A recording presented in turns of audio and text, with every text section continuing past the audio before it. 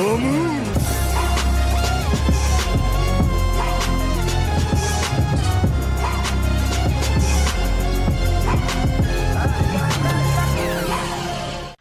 teman-teman kos-kosan, gimana kabar kalian? Baik-baik saja kan? Jujutsu Kaisen chapter 256 versi resmi telah dirilis di situs Manga Plus.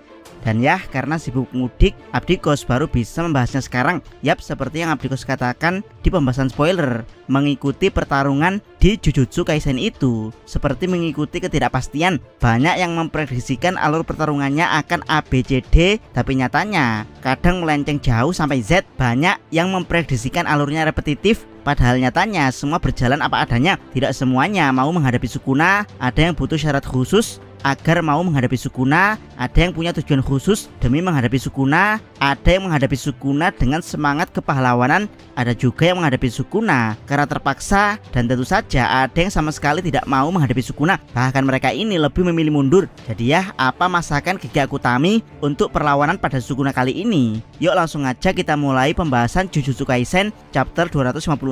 Check it bro. Pertama, Black Flash dan segala misterinya. Yap, salah satu teknik paling misterius di Jujutsu Kaisen adalah Black Flash. Saking misteriusnya, teknik ini tidak memilih di mana dan kapan akan bangkit, tidak memandang itu penyihir kelas 2 atau penyihir kelas spesial.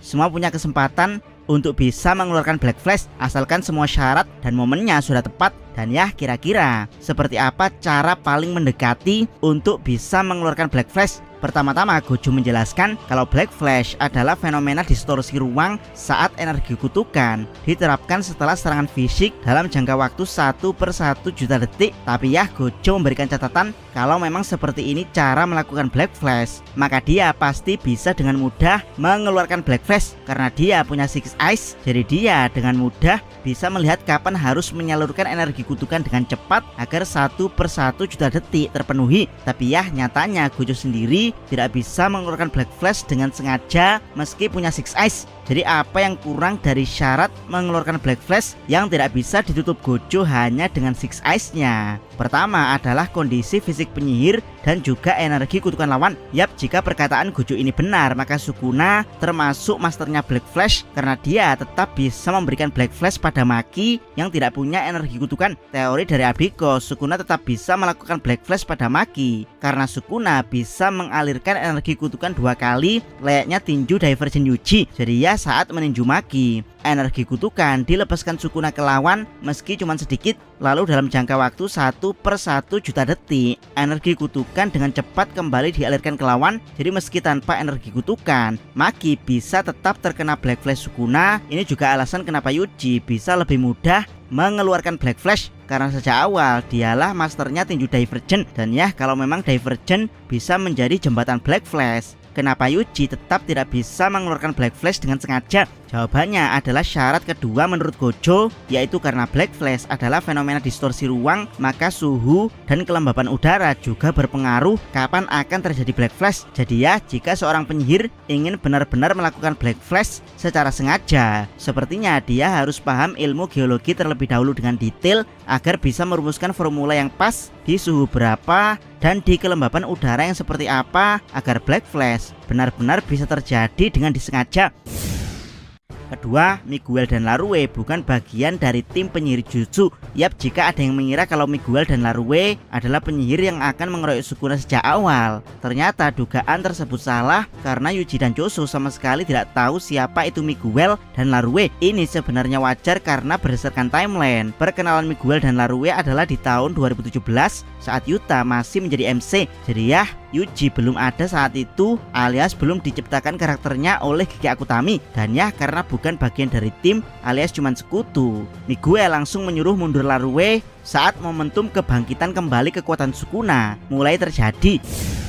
Ketiga, pertarungan Jujutsu tingkat tinggi. Yap, akhirnya kita kembali mendapat pertempuran yang menggunakan Jujutsu tingkat tinggi alias bukan sekedar mengeroyok Sukuna. Yap, semua teknik tingkat tinggi dari para penyihir yang setara kelas spesial benar-benar dikeluarkan di sini. Dimulai dari Maki yang menebas dengan pedang pembelah jiwa tapi Sukuna menangkisnya dengan tebasan besar layaknya dia menangkis tebasan Yuta. Dan ya sudah menjadi ciri khas Jujutsu Kaisen yang tidak pernah mengabaikan penggunaan properti lingkungan sekitar dalam pertarungan. Bahkan untuk pertarungan yang terkuat sekalipun, di sini Choso menendang pagar hingga jebol dan mengarahkannya ke Yuji, sementara Maki menyabet Sukuna berkali-kali langsung ke tubuhnya sehingga Sukuna teralihkan perhatiannya untuk menghindari tebasan Maki dengan cepat. Dan ya, Yuji memanfaatkan kesempatan ini untuk memegang pagar lalu menahan pergerakan Sukuna. Choso dari atas memberikan serangan laser darah, tapi Sukuna dengan cepat menghindari serangan tersebut. Belum selesai, Maki mengejar Sukuna dengan kecepatan supernya, yaitu Maki bergerak sambil menginjak udara. Dan ya, bukan cuma Maki yang bisa melakukan ini, tapi Sukuna juga bisa. Bahkan sebelum menelan 19 jari,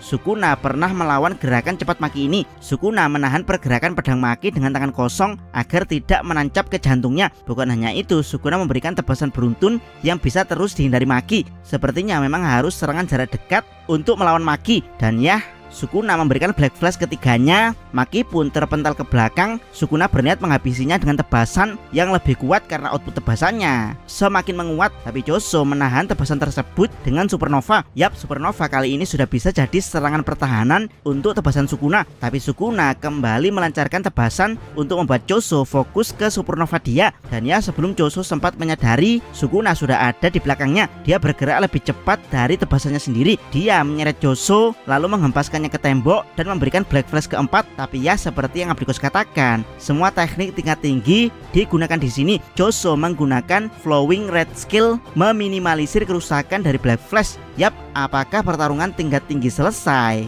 Tentu saja belum. Sukuna dihantam Yuji dengan tinju Baryon. Tidak peduli seberapa kuat Sukuna mengembalikan output energi kutukannya dengan Black Flash. Jika dia terkena tinju Yuji, maka output energi kutukannya akan kembali ditekan dan kendali atas tubuh Megumi semakin menghilang. Jadi ini semacam tarik ulur Yuji versus Sukuna, mana yang lebih kuat dan lebih cepat pengembalian output secara paksa atau pemisahan tubuh Megumi secara paksa. Dan ya, setelah membogem Sukuna, Choso memberikan sesuatu pada Yuji. Sukuna pun semakin panik. Kali ini dia menahan tinju Yuji, bahkan meski tangannya buntung. Dia yang jengkel kemudian mencoba menghempaskan Yuji ke tanah, tapi Yuji secara mengejutkan menyerang Sukuna dengan piercing blood. Yap, yang diberikan Choso pada Yuji kemungkinan adalah darah yang telah dipadatkan alias convergen.